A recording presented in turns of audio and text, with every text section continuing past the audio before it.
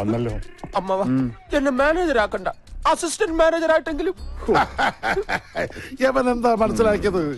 എടാ, ഒരു assistant manager എന്ന് പറഞ്ഞാൽ എഴുത്തും വായനയും അറിയാത്തവൻ എന്നല്ല അർത്ഥം. അനാവശ്യം പറയരുത്. എനിക്ക് വായിക്കാനേ അറിയാതുള്ളൂ, എഴുതാൻ അസലായിട്ട് അറിയാം. 7ാം ക്ലാസ്സിൽ എന്നോടൊപ്പം പഠിച്ച കുഞ്ഞുമോൻ പറഞ്ഞിട്ടുണ്ട്. അമ്മാവ, എനിക്ക് ഒരു അവസരം എന്താ? എന്തിന്? അമ്മാവന് തലവേദന ആയിക്കൊണ്ടിരിക്കുന്ന നമ്മുടെ വർക്ക് സൈറ്റിലെ തൊഴിലാളി പ്രശ്നം ഈ മഞ്ചുളം പരിഹരിക്കും. എന്നിട്ട് എനിക്കൊരു അവസരം തന്നാ മതി.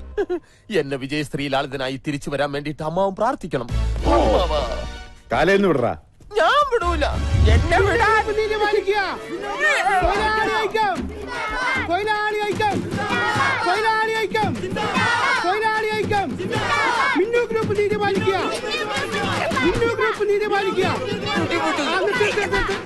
മക്കളെ, മുതലാളിമാര് വന്നിട്ട് ഇവനെ വിട്ടാ മതി.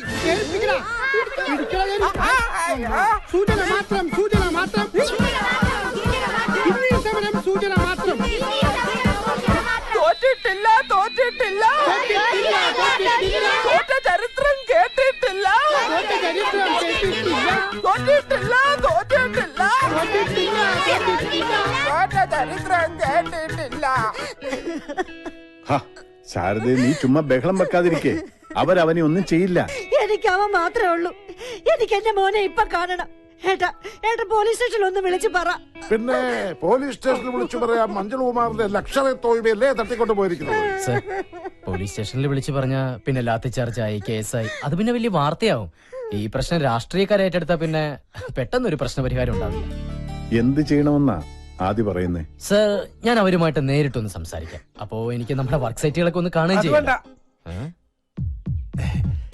എനിക്ക് തോന്നണത് സ്റ്റേഷനിലേക്ക് നേരിട്ട് വിളിച്ചു പറയണതാ നല്ലതെന്നാ.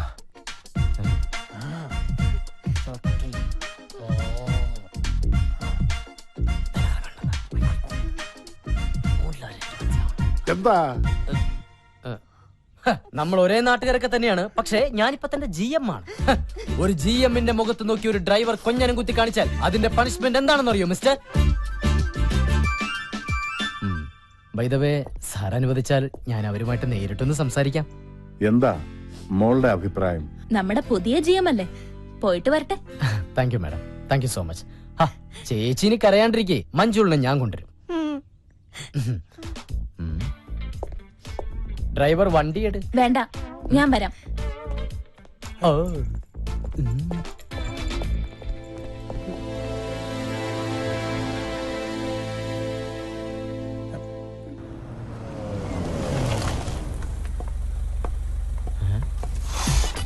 അടുത്ത പ്രാവശ്യമെങ്കിലും സമരത്തിന് വരുമ്പോ പുകയില്ലാത്ത അടുപ്പ് കൊണ്ടുവരാൻ പറയണേ. പിള്ളേരെ ഓടിക്കളിക്കാതെ ഇവിടെ എങ്ങനെ വന്നിരിക്കേ. പണി ഇത് വെന്തില്ല പിള്ളേരെ, ഇത് വേവുള്ള അരിയാണ്.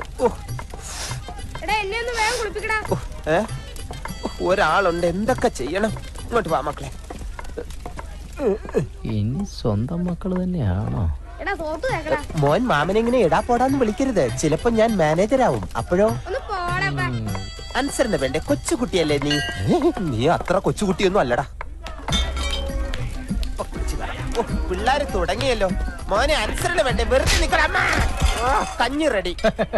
നമ്മളാ കഞ്ഞില് പാറ്റിടണോ മാഡം? നിങ്ങൾ ആ തൊഴിലാളികളോട് സംസാരിക്കും. അത് പറഞ്ഞത് കേട്ടില്ല. കഞ്ഞി കുടിക്കാൻ മാത്രം, സൂചന മാത്രം, സമരം സൂചന മാത്രം, സൂചന മാത്രം, സൂചന മാത്രം. എന്തു പറ്റി? ഒന്നുമില്ല. അതെ, ഞാൻ അവരോട് സംസാരിച്ച ശരിയാവില്ല. എങ്കിൽ കോൺട്രാക്ടറോട് സംസാരിക്കാം. വണ്ടി എടുക്കും. അല്ല, പണം കിട്ടും. സമരക്കാരുടെ ശ്രദ്ധയ്ക്ക് ഈ കുഞ്ഞിനെ കൂടെ കുളിപ്പിച്ചു കഴിഞ്ഞാൽ ഉടനെ കഞ്ഞി വിളമ്പുന്നതായിരിക്കും. അടങ്ങി നില്ല് മോനെ. ഇറങ്ങണം മാനേജർ. അതാണ് പരുക്ക് പറ്റിയ ആൾക്ക് 5 പൈസ കൊടുക്കില്ലെന്ന് പറയുന്ന കോൺട്രാക്ടർ. അതെ, ഞാൻ സംസാരിച്ച പ്രശ്നമാവും. എന്ത് പ്രശ്നം? സമരം ചർച്ച ചെയ്ത് പരിഹരിക്കാന്ന് പറഞ്ഞില്ലേ ഇങ്ങോട്ട് വന്നത്? ഞാൻ അയാളെ ഇങ്ങോട്ട് പറഞ്ഞു വിടാം. അതെ, ഞാൻ സത്യം പറയാം. പോയോ?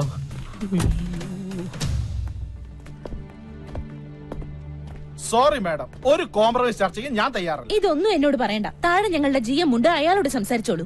ആരോട് വേണമെങ്കിലും ഞാൻ സംസാരിക്കാം. പക്ഷെ എന്റെ തീരുമാനത്തിന് ഒരു മാറ്റമില്ല.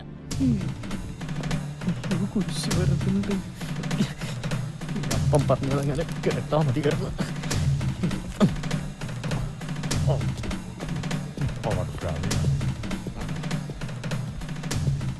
അതെ, ഇവ മിന്നു ഗ്രൂപ്പിന്റെ മാനേജർ ആയിരുന്നു. അപ്പോ അന്ന് പണിയിലെ കൃത്രിമം കണ്ടുപിടിക്കാൻ വേഷം മാറി വന്നതായിരുന്നു അല്ലേ സാർ? അന്ന് എനിക്ക് ആളെ അറിയില്ലായിരുന്നു. ഒരു ജനറൽ മാനേജർ ഒരിക്കലും ഒരു സാധാ ലേബർ വേഷത്തിൽ വരുമെന്ന് ഈ ഭൂമി മലയാളത്തിൽ ഒരു കോൺട്രാക്ടറും പ്രതീക്ഷിക്കില്ല.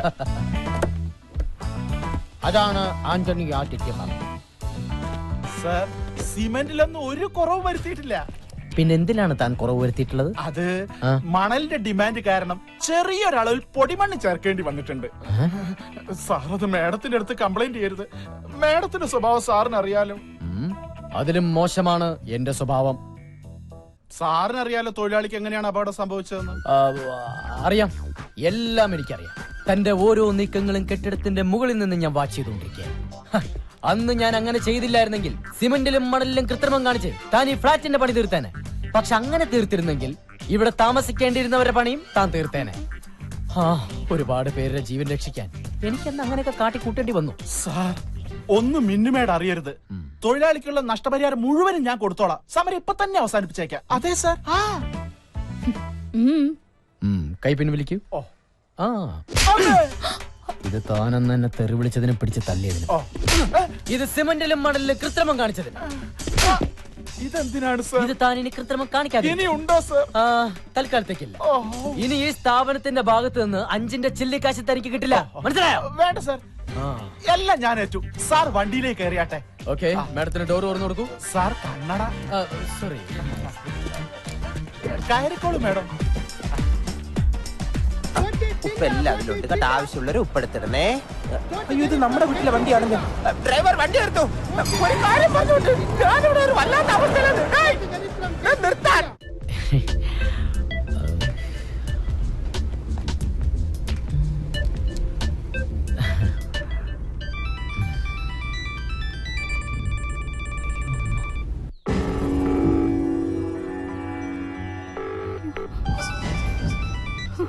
അവൻ ഫോൺ എടുക്കുന്നില്ല. എന്താ ഫോൺ എടുക്കാത്തെന്ന് ചോദിക്ക്. അവനെന്തുവാ പറഞ്ഞേ? ഫോൺ റിങ് ചെയ്യുന്നുണ്ട്, പക്ഷെ ആദ്യം ഫോൺ എടുക്കുന്നില്ല. അപ്പോ നമ്മൾ ഊഹിച്ചത് ശരിയാ. ഇപ്പോ സംസാരിക്കാൻ പോലും ശേഷി ഉണ്ടാവില്ല. സ്കാനിംഗ് റിപ്പോർട്ട് വാങ്ങിച്ച് ഡോക്ടറെ കാണാൻ വന്നപ്പോഴാ ഞങ്ങൾ കണ്ടത്. എന്തായാലും ഒരാൾ വെറുതെ വന്ന് സ്കാൻ ചെയ്യില്ല. അന്വേഷിച്ചപ്പോ ഓൾ ബോഡി സ്കാനിങ്ങാ. അയ്യോ, ലക്ഷ്മിയെ കരയിപ്പിക്കാൻ വേണ്ടി പറഞ്ഞതല്ല. അറിഞ്ഞപ്പോ പറയാതിരിക്കാൻ കഴിയില്ല. അതുകൊണ്ടാ ഹോസ്പിറ്റലിൽ നിന്ന് ഡിസ്ചാർജ് ചെയ്തപ്പോ നേരെ ഇങ്ങോട്ട് പോകുന്നത്. ഇനിയിപ്പോ എന്താ വേണ്ടതെന്ന് വെച്ചാൽ ആലോചിച്ച് തീരുമാനിക്കുക.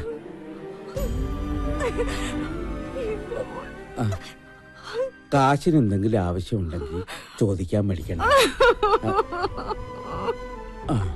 നാട്ടുകാരെ പറ്റിച്ച് കാശുണ്ടാക്കാൻ നോക്കി. ഇപ്പൊ എന്തായി?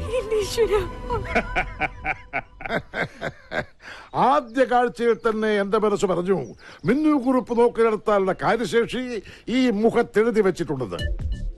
ആന്റണി ആദിത്യനെ കുറിച്ച് പറഞ്ഞപ്പോ ഞാൻ ഇത്രയും പ്രതീക്ഷിച്ചില്ല. ഞാനിതിലപ്പുറം പ്രതീക്ഷിച്ചതാ. ആദിസാറിന്റെ കാര്യം പോട്ടെ, ആദിസാറിന്റെ അച്ഛൻ പുലിയല്ലേ, പുലി. മര്യാദക്കേട് കണ്ട അപ്പ തല്ലും. ആര് എടുപ്പും നിപ്പും കണ്ട സത്യം പറയാലോ ആരായാലും പേടിച്ചു. ആദിസാറ് പോലും അച്ഛന്റെ മുമ്പിൽ മൂത്രം ഒഴിച്ചു പോവും. എന്താ കളറ്? എന്തിന്? അച്ഛനെ. ഞാൻ കരുതി എന്നൊന്നും ചെയ്യല്ലേ, ഞാൻ അരി എടുത്തില്ല. വീടെത്തിയാട്ടാ. വീടെത്തിയ പല്ലു ഒരാളായി. തൊഴിലാളി പ്രശ്നം പരിഹരിക്കാൻ പോയവൻ തൊഴിലാളിയുടെ കുടുംബത്തിന് കഞ്ഞി വെച്ച് കൊടുത്ത് ഇപ്പൊ നല്ലൊരു കഞ്ഞിവെപ്പുകാരനായി ഇതാ വന്നിരിക്കുന്നു. കൊള്ളാം. നുണയാണ് നുണ. കള്ളത്തരം പറയരുത്. നീ കഞ്ഞി വെച്ച് കൊടുത്തില്ലേ? അത് പിന്നെ 10-25 പേർ ചേർന്ന് ഇത്രയും നീളമുള്ള കത്തി എടുത്ത് തൊണ്ടക്കുഴിയിൽ വെച്ചിട്ട് വയ്ക്കണ കഞ്ഞി എന്ന് പറഞ്ഞാൽ ആരായാലും കഞ്ഞി വെച്ച് പോവും. അമ്മാവനായിരുന്നെങ്കിൽ പയറും ചമ്മന്തിയും വരെ വെച്ചേനെ. കഞ്ഞി നീ ഏതായാലും വെച്ച് കൊടുത്തില്ലേ? ഇനി നീ ആ ജോലി തന്നെ ഞങ്ങൾ ചെയ്തോടാ. സർ, ഞാനൊന്ന് ഓഫീസിലേക്ക്. ഡ്രൈവർ, വണ്ടിയെട്. ഈ പാൻഡൊക്കെ എന്നാ അമ്മാവ ഉണ്ടായത്?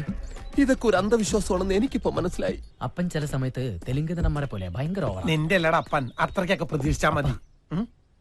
ദൈവം നമ്മുടെ കൂടെയാ. അല്ലെങ്കിൽ ആ കോൺട്രാക്ടറുടെ മുന്നിൽ എല്ലാം പൊളിഞ്ഞു പോയേനെ. ദൈവത്തിന് നമ്മുടെ കാര്യം ശ്രദ്ധിക്കാതിരിക്കാൻ പറ്റില്ലല്ലോ. കാരണം അവിടെ ഒരുത്തി നമ്മുടെ കാര്യവും പറഞ്ഞ് രാവും പകലും ദൈവത്തിന് ഉറക്കം കൊടുക്കാതെ വിളിച്ചുകൊണ്ടിരിക്കല്ലേ. നീ വണ്ടി കയറി.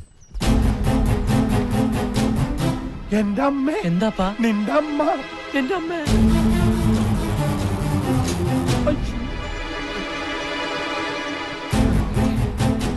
കർത്താവേ, എല്ലാ കണക്കൂട്ടലും തെറ്റാൻ പോവാണല്ലോ.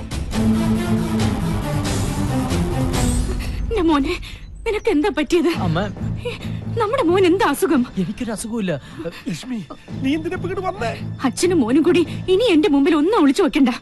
എല്ലാം ചെറിയച്ഛൻ പറഞ്ഞു. അയ്യോ, ചെറിയച്ഛൻ കണ്ടു എന്നുള്ളത് ശരിയാ, പക്ഷെ എനിക്കൊരു അസുഖമില്ല. എല്ലാം ഇവിടെ പിടിച്ചേക്കാൻ വേണ്ടിയാ. അപ്പൊ ഒന്ന് പറ ലക്ഷ്മി. എല്ലാ കാര്യങ്ങളും വിശദമായിട്ട് പറയാം. ഇപ്പൊ തൽക്കാലം നിങ്ങൾ പോ.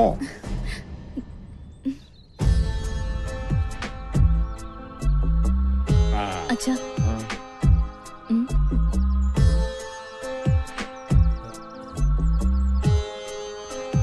ആന്റണി, അതാരാ?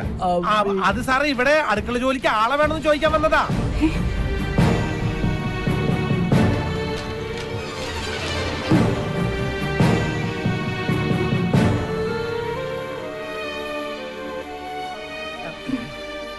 പറഞ്ഞൂലോ ഇവിടെ ആൾ ആവശ്യമില്ലെന്ന്. പോയിക്കോളൂ.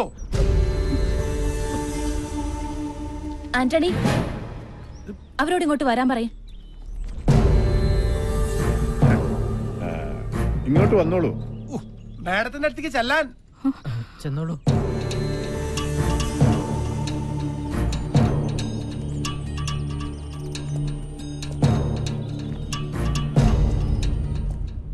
ഇവരെ നിങ്ങൾക്ക് മുമ്പ് പരിചയമുണ്ടോ? എനിക്കറിയാം സർ. ഇവരെന്റെ വാലിക്കാരിയാ. കോവിലകത്ത് കുറച്ചാൾ അടക്കളപ്പണിക്ക് ഉണ്ടായിരുന്നേ. ആ പരിചയത്തിൽ വന്നതാ. ഇവിടെ അടുക്കളപ്പണിക്ക് ആളാവശ്യമുണ്ടോന്ന് അറിയാൻ. പാവങ്ങള് ആദ്യത്തിനെ വന്ന് കണ്ടാൽ വല്ല ജോലിയും കിട്ടുമെന്ന് കരുതി വന്നതായിരിക്കും മോളെ. അതിപ്പോ ഇവിടെ അല്ലെങ്കിൽ മറ്റെവിടെയെങ്കിലും കിട്ടില്ലോ. ഇവിടെ ഇപ്പൊ അടുക്കളയിൽ ആവശ്യത്തിന് ആളുണ്ടല്ലോ. ഏതായാലും ഇവിടെ വരെ വന്നതല്ലേ, തൽക്കാലം ഇവിടെ നിൽക്കട്ടെ. പിന്നാമ്പുറത്തേക്ക് ചെന്നോളൂ.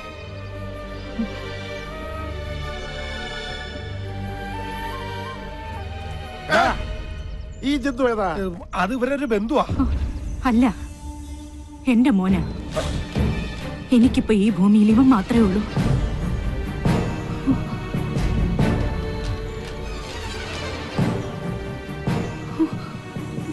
മോനെ പോലെയാ.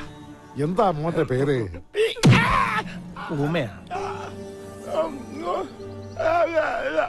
എന്നാ നിനക്ക് നേരത്തെ പറഞ്ഞുകൂടായിരുന്നാടാ. ഏത് കോലത്തും കാണുമല്ലോ ഒരു മന്ദബുദ്ധി. അതേടാ, ഇവൻ അവിടുത്തെ മഞ്ജുകുമാരനാ. മഞ്ജു, നീ പൊട്ടലെ അടുക്കളക്കകത്ത് കൂട്ടിക്കൊണ്ടു എന്തെങ്കിലും തിന്നാൻ കൊടുക്കും. അതെ, നീ പൊട്ടനാണെന്ന് കരുതിയിട്ട് മിണ്ടാതൊന്നും ഇരിക്കണ്ട. നിനക്ക് എന്ത് വേണം എന്നോട് വാ തുറന്ന് പറയാം. പോണത് കണ്ടില്ലേ, എന്തൊരൈക്യം. ചേരേണ്ടതേ ചേരൂ. നീ മൂക്ക് മുട്ട തിന്നിട്ട് പൂമുഖത്തേക്ക് വരണം. ഒരുപാട് ജോലികൾ ചെയ്തു തീർക്കാനുണ്ട്. അതെ, ഇനി മുതൽ എന്നെ അനുസരിച്ച് ഇവിടെ നിന്നോളണം. അതാണ് അടുക്കള. മോൻ ചെല്ലും, വേഷായിട്ട് വെട്ടി വിഴുങ്ങ്. ഈശ്വര, എന്നെ അനുസരിക്കാൻ ഒരു പട്ടികളും ഈ വീട്ടിലില്ല. ഈ പൊട്ടനെങ്കിലും എന്നെ അനുസരിക്കണമേ.